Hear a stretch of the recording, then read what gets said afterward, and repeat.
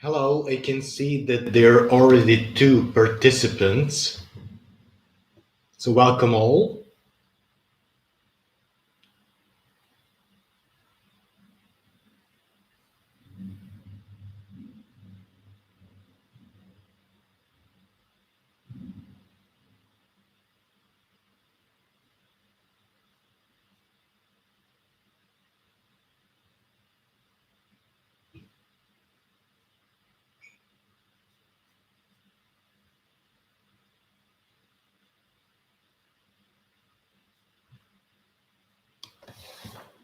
Hi.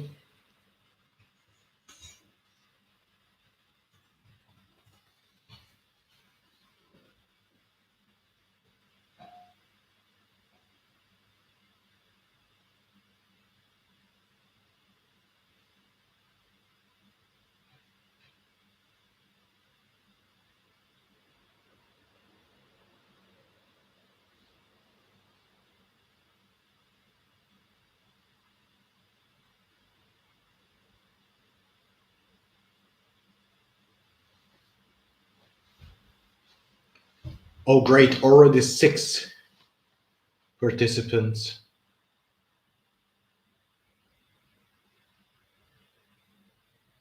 Good morning.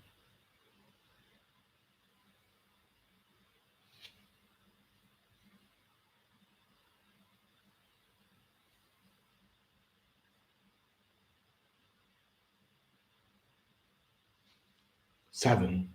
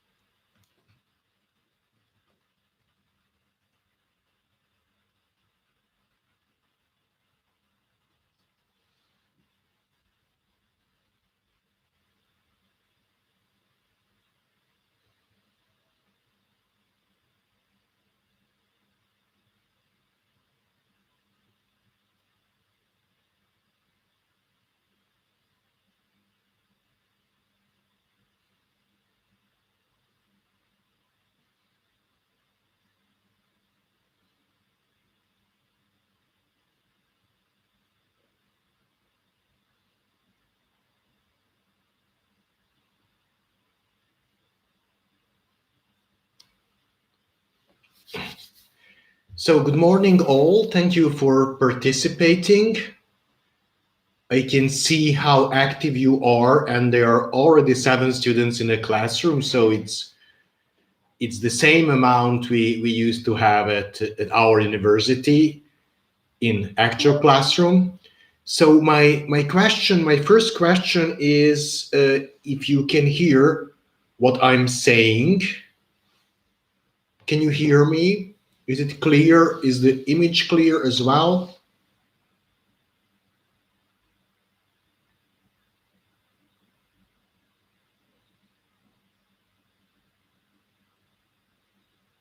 Oh, wonderful. Thank you. Thank you. Yes. So good. So next week we can try to have a live broadcast, and after maybe to make a video conference using Zoom, for example. So my question is, do you use Zoom?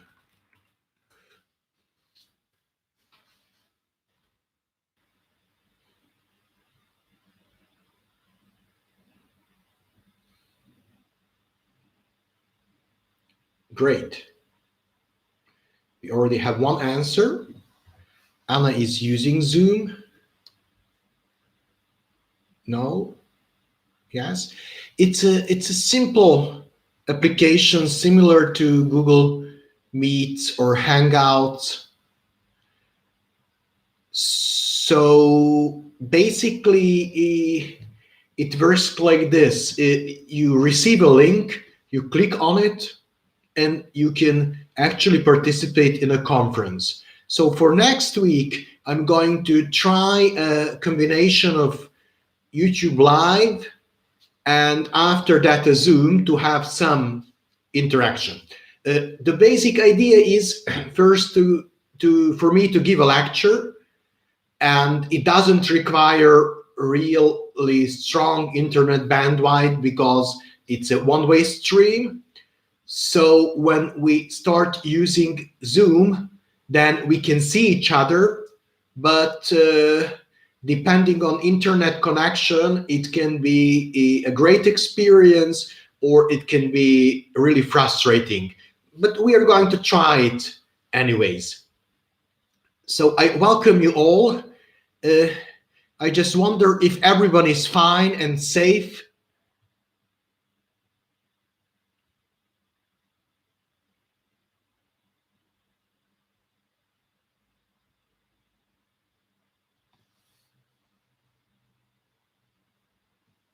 In Hungary, the situation is developing. It's not getting better, but let's hope for the best.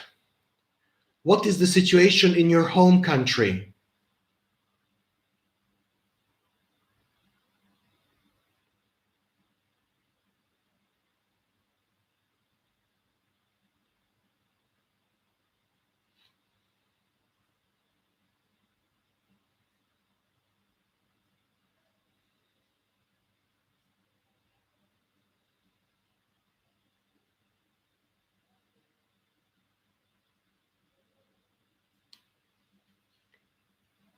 Wow.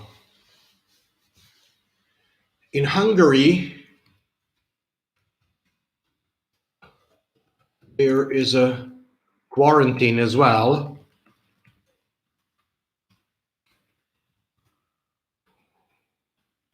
We don't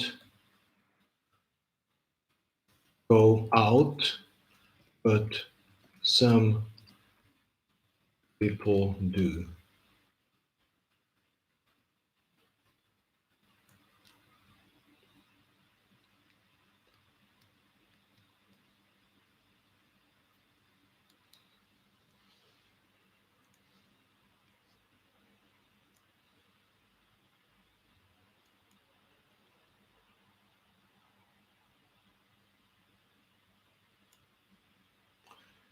Okay, so it is great to see that basically people are taking serious the situation. And today's topic is going to be new media practice. New media practice. Today's topic is fake news and new media practice. So fake news and new media practice. It was a topic we originally intended to discuss, but now I think it's more actual than ever. Okay, so let's first start with the definition of fake news and fake information. Nowadays, fake information and fake news are news stories, hoaxes that are created to misinform or deceive the readers or the viewers. I think you have all met with fake news, and there are three elements to fake news: mistrust, misinformation, and manipulation. Social media has become, in these 10 years, a platform where people can express their opinion. So basically, when you are on Facebook, Instagram, you can write anything you want, and the algorithms are going to check if that content isn't vulgar, if there is no violence in there, and so on. But they won't check for fake news. Why is that? Because in social media, there are not so many editors. If you have been working in newspapers, you know that there are editors. Just a short question: has anyone worked for a newspaper, even for a school newspaper? Yes or no? I have worked. as an editor and as a writer. You can be a writer, you can be a photographer. No, no, okay. Thank you.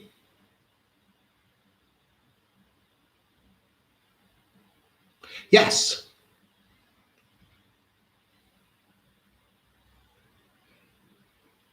Thank you for your answers and for being so interactive. So those who have worked for a newspaper, they do know that the editors are those who are going to decide if a story goes public, if it's being printed or shared online. Because in every journal, and I'm just reaching for my bookshelf, Hungarian journal. Basically, it's a cultural and scientific one. And if I just show you here, you cannot read it. It's not necessary to be read. Here you can see the impressum where it says who is publishing the journal, who is the head editor, the editor-in-chief, who are the members of the editorial staff, and all the people responsible here, even the address of the publisher is included. So if something is published and it's not genuine, it's fake, then the editors will be held responsible for the mistakes. Basically, this is the issue in case of normal media. But in case of social media, there are no editors. So if I'm streaming this online and I'm already sharing it, so it means that I'm the one who is responsible for the content, but I cannot actually be held responsible. An editor can be fired. A person publishing on social media cannot. So this is how fake news can spread so easily. And the algorithms sharing them, finding them, and so on, they are basically written in order to spread the news. And if you search for something, at first Google won't check if that information is true. It will only check if that information is popular. So it is how it's possible to spread so much fake news. Let's go further with fake information. The rise of fake information has begun, I think, thanks to social media, in the middle of 2000s. So when Facebook arrived, and from 2008, there is more and more fake news online. Many people get news from social media networking sites. So it's really difficult to filter all that information. There are some people nowadays who actually don't read newspapers. They don't start their morning routines by reading news portals. We talked about it. You explained to me what kind of news portals you were reading. They just simply open their Facebook feed. So what they see is now, when they scroll, a lot of news about coronavirus. And some of that news is fake. Or mostly what is fake? Fake are the methods how some people think the virus can be treated. Because we want to have hope, we need to have hope, and that's why we are turning for some methods we think they can work. So people, they, even when they try to help, they sometimes share fake news, and it's not really helpful. There is one piece of fake news that doesn't seem to be really harmful, but actually it can do damage as well. When they explain how in China they in the morning take deep breath, they wait for 10 seconds, and if nothing happens, they exhale, then they are healthy. This is not true. So you get a false diagnosis uh, if you try to establish this routine. So that's why it's really important to have the real information in the cases that are so complicated like today. What kind of fake information do we have? First is clickbait. Clickbait. For example, if you see a picture of a young man and there is a picture of an older man, they look similar, and there is a text like, this man has started eating these superfood and he looks 30 years younger. Do you want to know his secret? Yeah, we would like to know that. So we go there and click there. This is a clickbait. Uh, you also know clickbaits. You can recognize clickbaits when you see them because you are educated in new media. You go to university, you have a lot of knowledge, you can recognize fake information and mostly clickbait. But for most of the people, it's not so obvious. They cannot always tell what's true and what's fake. And also the titles, they are so interesting and we would like to go and to click there immediately. So these are the clickbaits. Clickbait stories are usually headlines that seek to grab attention and drive click-throughs to the publisher website, normally at the expense of truth and accuracy. So clickbaits are used to take you to a website. Maybe you can buy something there. Maybe there are going to be some commercials there. So that website is going to earn money by you just going there. Usually it's no harm done, but you're losing time, precious time, spending something on you shouldn't do so. The second type of fake information and fake news is propaganda. They're stories that are created to deliberately mislead auditions, promote a biased point of view or particular political cause or agenda. We have seen propaganda fake news during American elections. And if it hasn't been for the coronavirus, the same would start to happen even now. So propaganda is something that's really old. From the beginning of Second World War to the communist time, propaganda was always present in media. Mostly it was about newspapers. I'm not able maybe to get the newspaper from here, but the daily newspapers, they were an excellent source of propaganda. And also TV stations, they are into propaganda as well.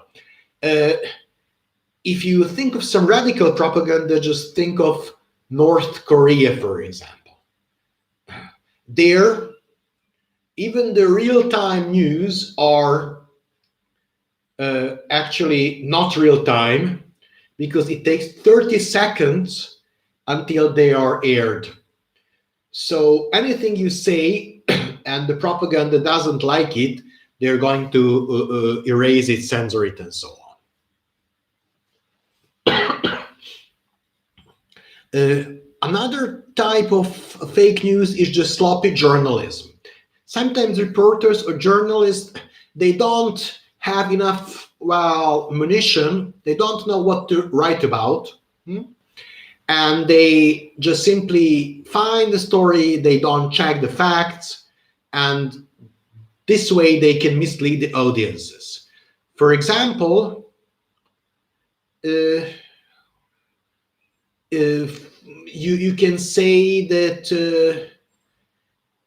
if you want, for in America, there was a kind of fake news where they said that you need a voter registration card. There is nothing like that. You need just your ID, for example. But nowadays, same things happen. When they say that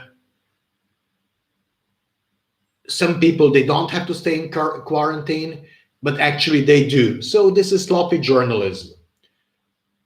Also, what's influencing fake news is a filter bubble.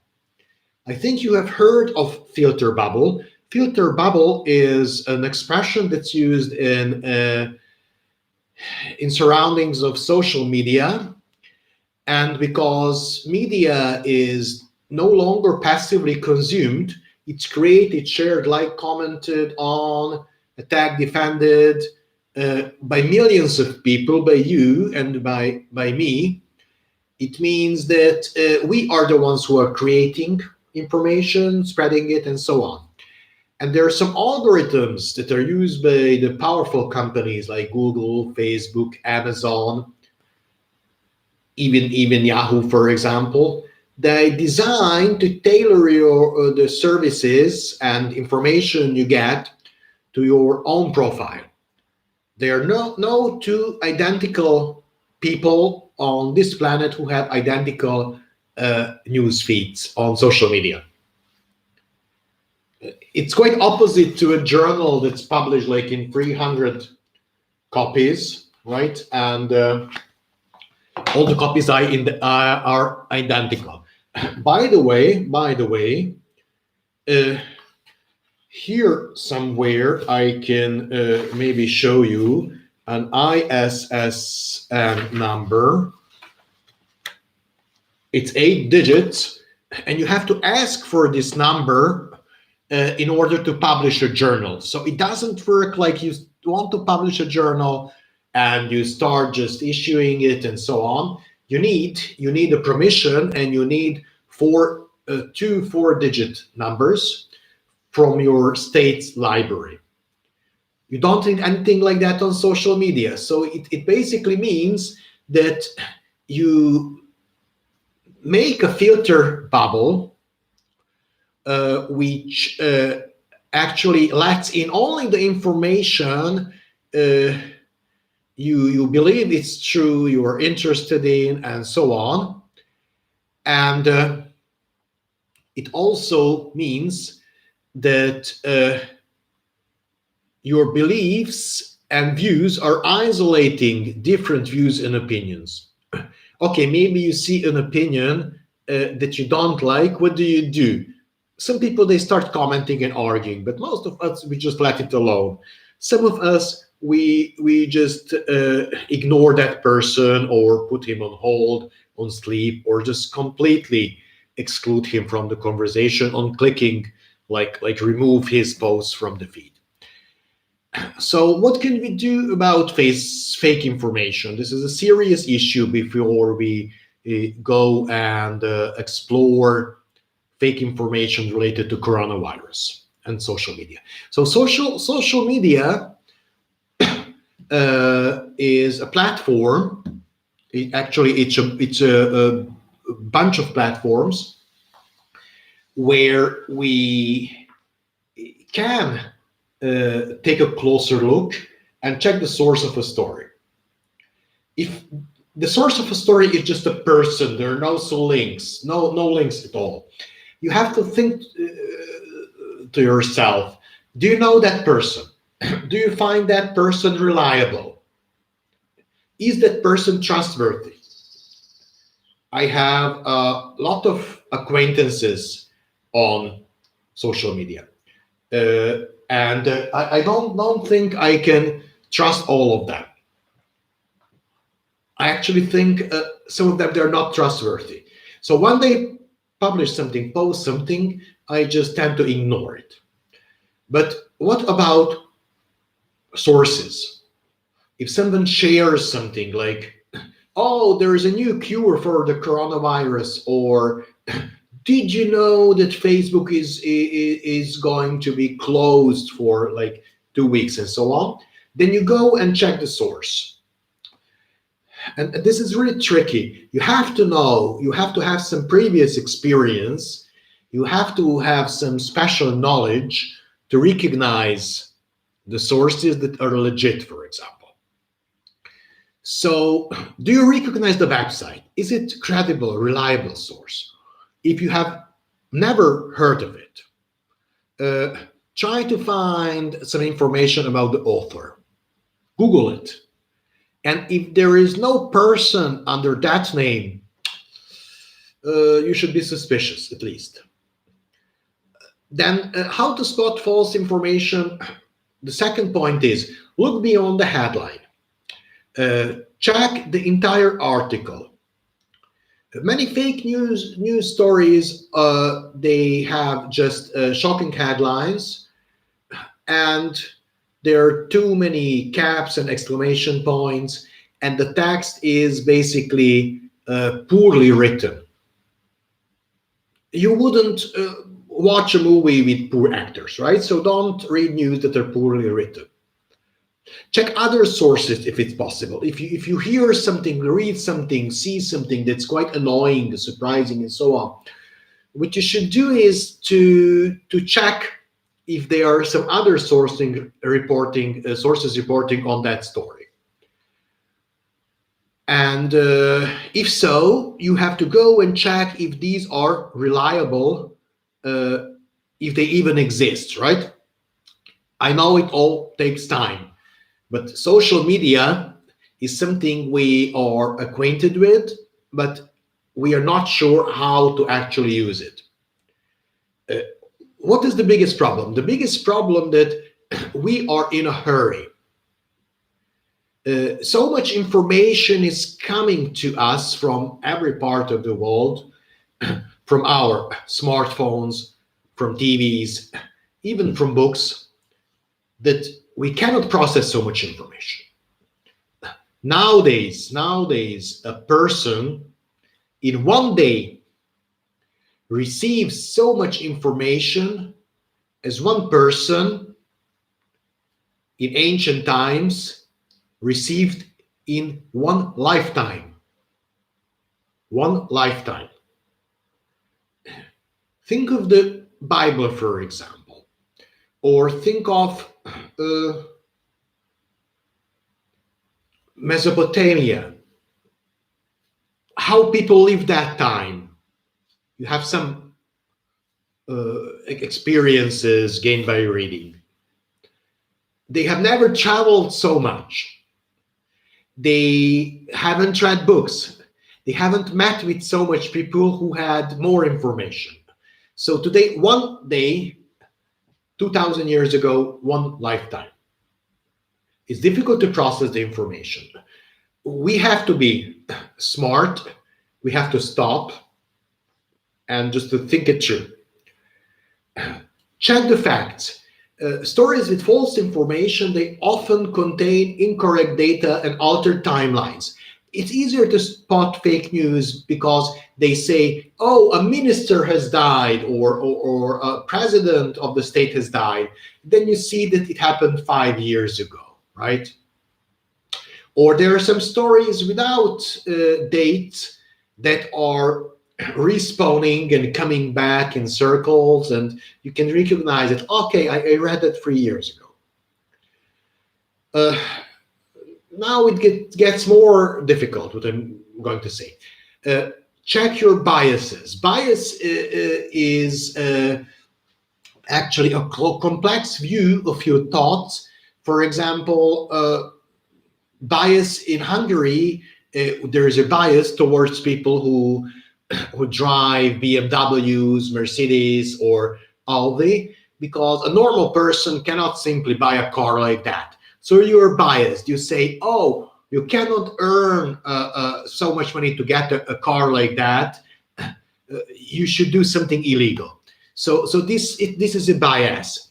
In case of news, you have to make sure that if your views or beliefs are not affecting your judgment of news or reports. It's really difficult. I know. For example, even in traditional television, if you watch, for example, Euronews, you will get one type of a story. If you watch Hungarian national television, you will see quite the opposite. If you watch CNN, they will make laugh of American president. If you watch Fox, it won't happen. So you have to always be smart, play smart, and know what's fake, what's true, and what's not, and if you're biased. And finally, if you think of fake news, you have to think if those news are just joke. There are some sites they just like to make some pranks and they publish jokes intentionally. Okay, so this was one part, the basics of fake news. Uh, I just want to ask you, was it clear?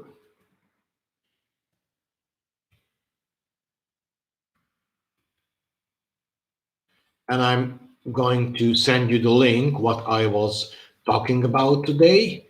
And here I'm going to add just update the Google Classroom as well.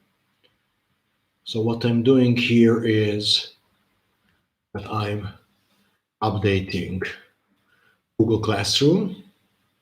Where it is. Oh, clear. So good. So good to see your replies. So this video can be watched again if someone has missed it, skipped it.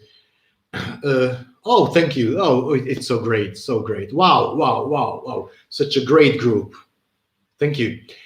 I just uploaded the link on the Google Classroom as well, so everything is interconnected. And if you want to get some deeper information, you could just simply go there. This WebWise and URL link is already there. This is one of the advantages of e-learning. Yes, later. Aha. Okay. Okay. I have a meeting, a management meeting at 10 a.m. in Hungary. So we can try, we can make it later, but not so much later. How about 9 a.m. Budapest? That is 8 a.m. Lisbon time. Or let's make it like this. Okay.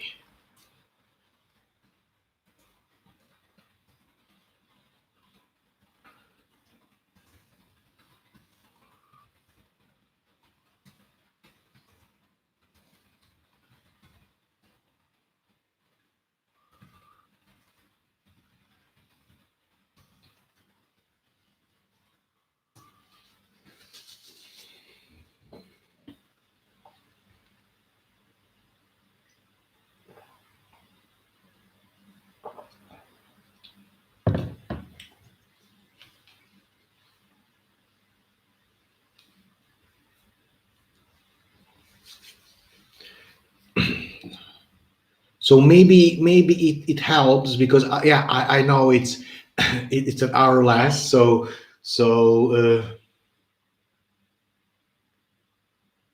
I cannot deviate so much from the timeline because at university they are paying attention if I'm giving the class during the time of the actual class, but we can make an exception. We can start it later. Is it better? 9:15 Budapest time. 9:15. Um,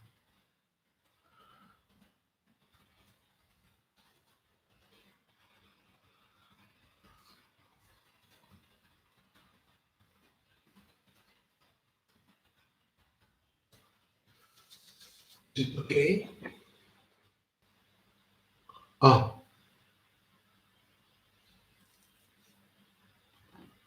Hmm.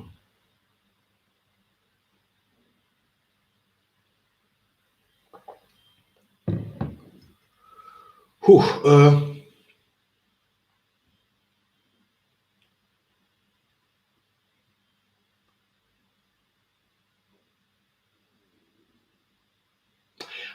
after lunch, I have another class, but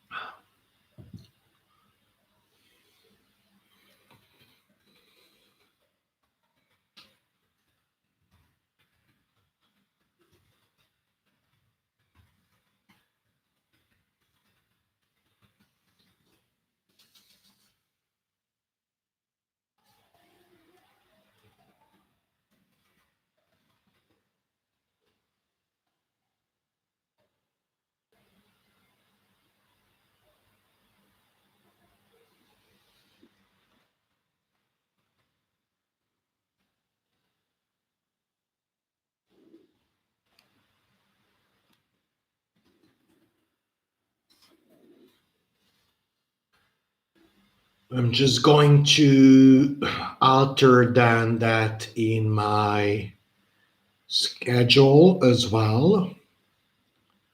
So, yep,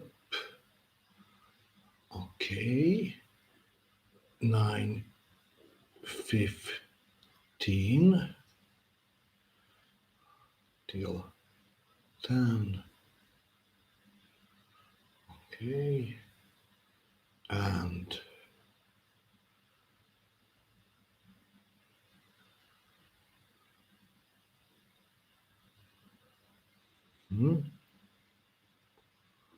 where am I?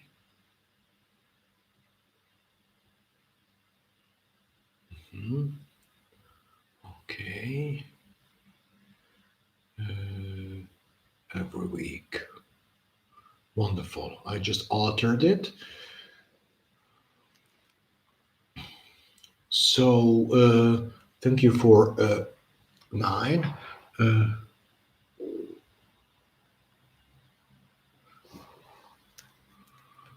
who says 9 is okay?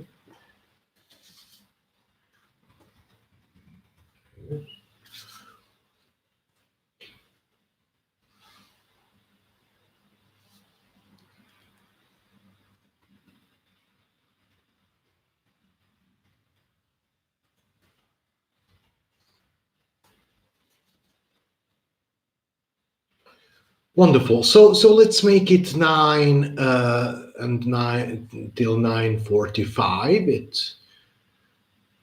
It's more simple to imagine that. Wonderful. Wonderful. Oh, thank you very much. So, as we can see, online communication works perfectly, and we agreed on. So, perfect, perfect. I'm just uh, from now on, the class will be live on Mondays from 9 a.m. till 9:45 a.m. Okay, I just altered it.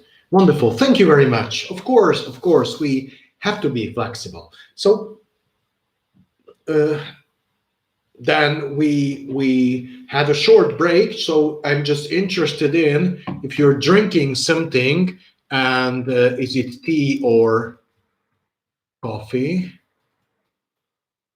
Is it tea or coffee?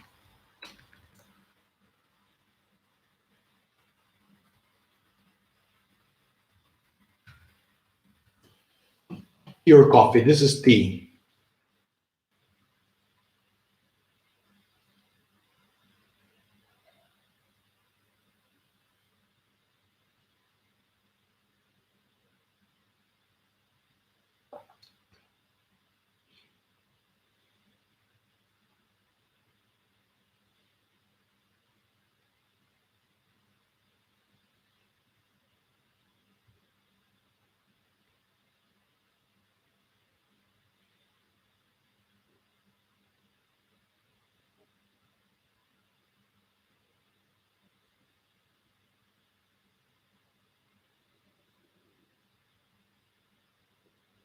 None.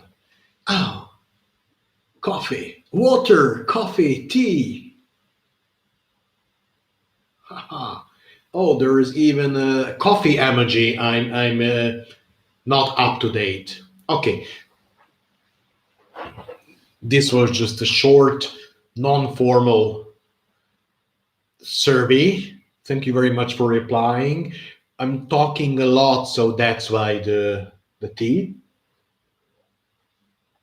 Green tea without anything in it.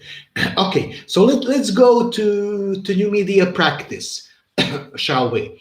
Uh, Today's class is about fake news, fake information. We discussed the theory, and now we are going to go and see the practice. What has happened since the pandemic, since the coronavirus hit not only our planet, then social media as well. Uh, Social media, mostly Facebook, was flooded with fake news, rumors, and so on. A lot of people are selling masks, even those that do not help. They bought them in the first days of pandemic online from China, and they're reselling it for high price. And what is social media doing? Facebook clamped down, uh, banned those websites that promoted the sale of fake medical masks, for example. Google flooded people's search results about the growing pandemic with government alerts. So even if we are a global planet, it doesn't mean that there are no borders in the meaning of governments. So Google is spreading the real information and removed YouTube videos urging people not to get treated. Can you imagine that? Some people, they just say you shouldn't get treated. So Google removed that. Twitter highlighted official reports about what to do when showing symptoms and demoted crazy conspiracy theories. These are algorithms that are working now. You can see what they're doing, and they're trying to hit back fake news, what is really important. Uh, it's so interesting that uh, the technology, the tech companies, they started recognizing how it's more important to spread the real information rather than to get some profits by selling advertisements and so on. Previously, Google has failed to stop hate speech, climate change denial, other forms of misinformation.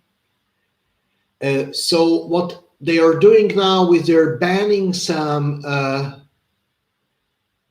coronavirus-related applications on smartphones and stores that try to make money from people buying fake stuff. Facebook has tweaked its algorithm to promote official accounts for its 2.4 billion users and remove false content about coronavirus in ways that previously the social networking giant said it could never be possible.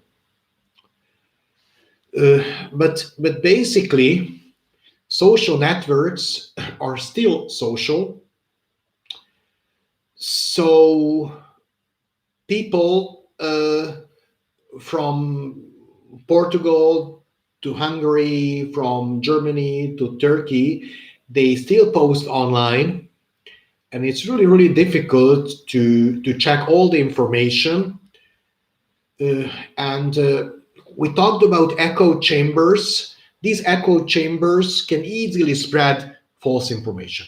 So what our task for today is, and this is more or less the end of today's class, our task is to find one piece of fake news about coronavirus for next week and to share it in the classroom.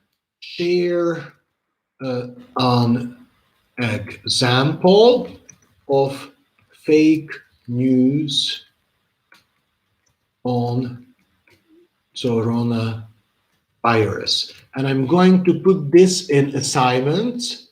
Here it is.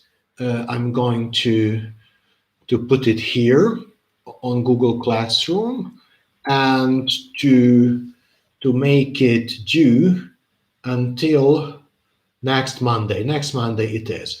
Okay, so I think you have received a task. So I kindly ask you, it can be in your own language, so just add some explanation. On Google Classroom, there is the task. Find one fake news, and next week we are going to discuss it. I'm just thinking how to do that. And then take care. See you. And this is the end of the live session for today. So the task is to find one piece of fake news in your home country, if it's possible. Thank you very much for being here. Just some short feedback. Was this okay for you? Around 45 minutes we had together in online environment. We cannot be 90 minutes together, but I really thank you that you are here, and it's so great to see you all. There are some small profile pictures as well.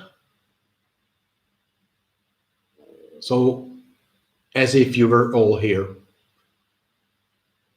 Thank you very much, and see you next Monday, Budapest time, 9 a.m. Take care of your families. Stay at home.